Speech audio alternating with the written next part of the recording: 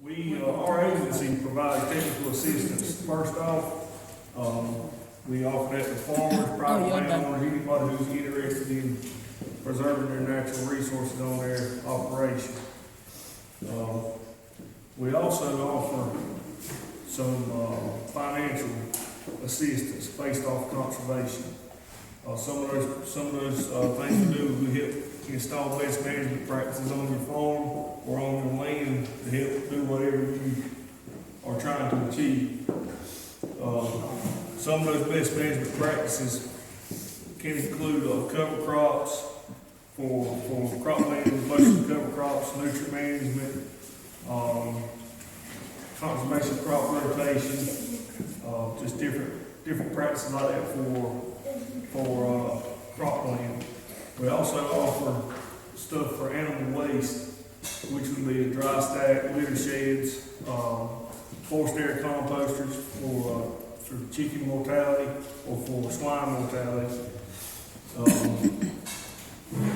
We do offer high tunnel systems for produce operations or for any other type of farming operation. We cost share assistance on that. We have different types of forestry practices. We can help install fire breaks. We can help plant longleaf pine. We have different initiatives. And the high tunnel is one of the initiatives that we do have. It's a national initiative. The other is longleaf pine. We have a small corridor that runs through Robinson County that we can help establish longleaf pine through the FSA CRP program. Let's see here. Our office is located, I don't know if anybody knows where the FSA office is at, but it's located at 440 Caton Road. It's right next to the planetarium or the old school board. Right. We work alongside with Robinson Soil Water Conservation District, and that's actually where I started off, and that's actually where I met Mr. Lee at. I started working with the Soil and Water District, and the Soil and Water District can help pay for all the same practices that NRCS can. They just do it through a different program called the Agriculture Program and the Agriculture Water Resource Program. Agricultural Water Resource Program helps pay for a deep well and maybe some pipeline, depending on if you have an irrigation plan. And Agriculture Program can pay for everything else that DFWIT or the federal government can pay for too. The handouts you see, this handout Mr. Lee's got right here is the steps on how to become eligible for our programs. And you can always contact us at our office. We have a staff of about 5. You can come to our office, talk to us, bring your maps, or we can help you find a map. You can come to our office and we can go out to your farm, to your operation, and see what we can do to help. This pamphlet is online. It's called Web Soil Survey. You can go on to it. It's got the link in here on how to get to it, and it's got little lines that you can draw around your farm. It tells you what soil you got. You can figure out how many acres are in a field. It's a very neat program. I use it just about every day, but it's available to everybody. This brochure, I don't know if y'all got it yet. It actually talks about the longleaf programs, all the forestry programs we have. And there's another one that's going around, it's a smaller pamphlet. It's got, it basically covers everything we do. Broad range of everything. It's got high tunnels, cover crop, nutrient management in there. So I got some business cards here. If you want one, come see me, or I'll send them up here on the table. And if y'all got any questions, y'all can call us. We're there Monday through Friday, 7:30 to 4 o'clock. Thank you. Thank y'all. Thank you. But briefly, we've got 3 programs coming up. The first one, I passed out the flyer. On March 16th, we're doing an alternative farm tour to highlight North Carolina Small Farms Week. And there's a lot of interest these days, as Justin just talked about the high tunnel program. There are two people in the room that currently have high tunnels, and so they're always looking for information on what to play in the high tunnel or just the design and stuff like that. So we've got an alternative farm tour coming up on March the 16th. We'll start at 1:30 in the afternoon, and that'll go until around 5 o'clock. We'll visit two farms. One is a hydroponic operation that's just starting out over in Pembroke.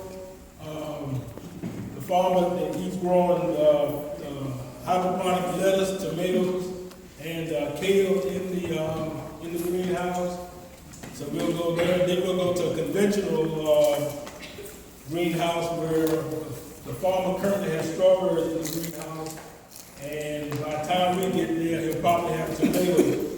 But the advantage of strawberries in the greenhouse this time of the year is that he can sell them when nobody else has the greenhouse has strawberries. But it's been so warm this year, he's actually got regular strawberries in the ground that he's able to keep all winter.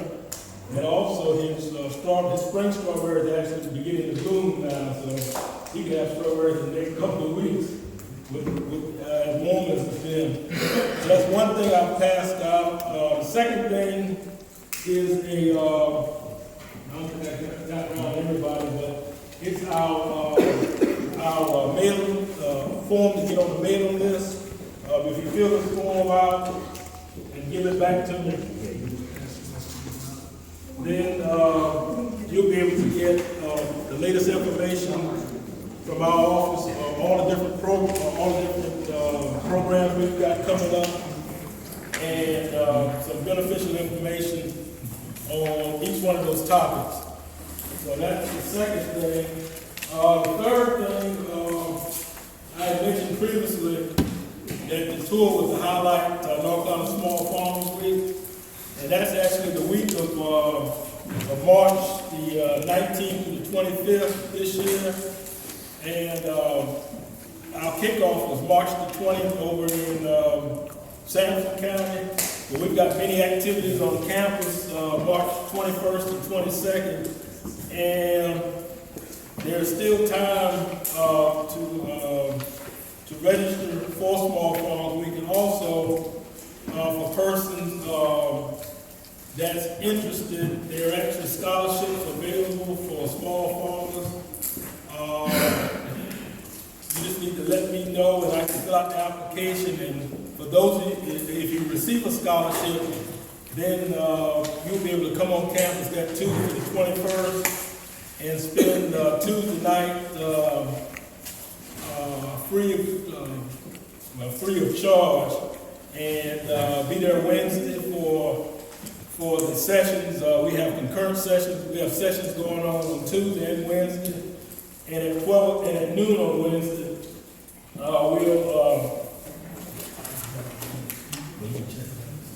and on Wednesday they'll announce the North Carolina Small Farm of the Year. And we've been fortunate. We've had 5 Small Farm of the Year winners. Well, we had 2 from Robinson, but we've had 5 from this area in 31 years. So if you're interested, just let me know. Unfortunately, I can bring no information on the Small Farms Week. But if you just let me know, then I can get the information for you. And finally, this coming, want to start advertising this now. We're doing a marketing and risk management school. 3 years ago, we did a project with National Crop Insurance on risk management, and this year we will continue it with marketing and risk management, and it's going to be a series of 3 workshops, one in May, one in June, and one in July. And we've had the previous one, everybody learned how to do they did a risk management plan, and it's real beneficial because it helps you look at the different aspects of risk. And this time we're going to center it on market risk management, and we'll have it at the office in Lawrenton, which our office is on 455 Caton Road, which is right next to the health department and social service. And the good thing about it is there'll actually be money available to pay for travel from the farmer's house to the extension office and back. So your travel costs will be deferred. So once we get that information, we'll get it out to you. We actually have a planning meeting Tuesday, so we'll have that information. But I think we can put down May 19th will be the first, will be the day of the first workshop. So that's all I have. The one mistake that I made that most extension people should always have is name cards. And so I didn't bring it, so I got one name card. So, and a whole bunch of them in my office, I only got one name card. I'll take that one. Okay, well, since you asked, I'll make sure you get it. But Lee knows my phone number, and he can get, he definitely can get in touch with me. And like I said, if you fill out those forms, then I can just pick them up and get you on our mailing list. So that's all I have. That should be a major problem. I grew up here in McDonald, and we had tobacco. So later on in life, I had taken some tobacco, and I had a little bit of farmland, a little bit of tobacco. And when tobacco was no longer federally supported, North Carolina gave various programs to find out, to educate people, inform them about things they could do with their small acreage. I went to one in the Rose Hill there off of 40, up in Georgia part of the country. About 10 years ago, I went to one of those programs, and I probably went to 7 or 8 different things. One of them, urban kitchen, growing grapes, various other things. I can't recall all of them now, but anyway, I decided to try grapes. And so the vineyard now is, I was telling the gentleman this afternoon, the vineyard now is about 8 or 9 years old. So we planted it about 8 or 9 years ago, and I bought my grapes. They're muscadine grapes. Let me just go ahead and say that. They're muscadine grapes. Probably some people may know, muscadine grapes still grow probably here in Robinson County, probably throughout North Carolina, but particularly in this area. And it's amazing. I think over 100 years ago, wine making was very prevalent. And then came Prohibition. With Prohibition, a number of things happened with Prohibition. Not only did they stop making legal, stop making wine and other beverages of that nature, and so therefore people domesticating and growing grapes kind of went away. But in the last 10 or 15 years, it has returned. The last 15, 20 years, it has returned to North Carolina as well as this area. You go some other parts of North Carolina, primarily in the coastal plains, which we're in. The coastal plains are muscadine grapes. When you get into like the mountainous areas, the Piedmont area, there's some European type grapes that is probably grown in those areas, which the muscadine grape is generally relatively sweet. I have about 10 different varieties of grapes.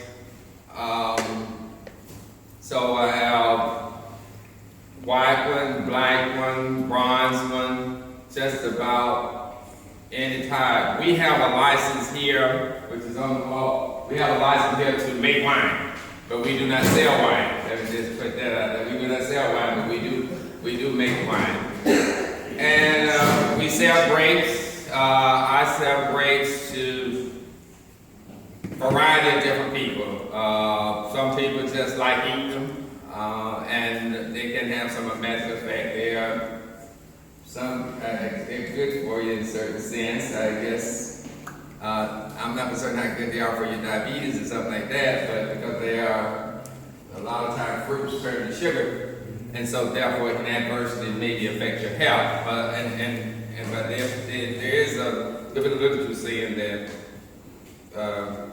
grapes are in general good for people to eat. So we sell grapes. Generally, like I said, we have about 10 different varieties. They ripen at different times. Generally, they start ripening maybe around the middle of July, and sometimes we have it up until October, the 1st of October. So you can learn about what we like to do here is get people more aware of buying our grapes.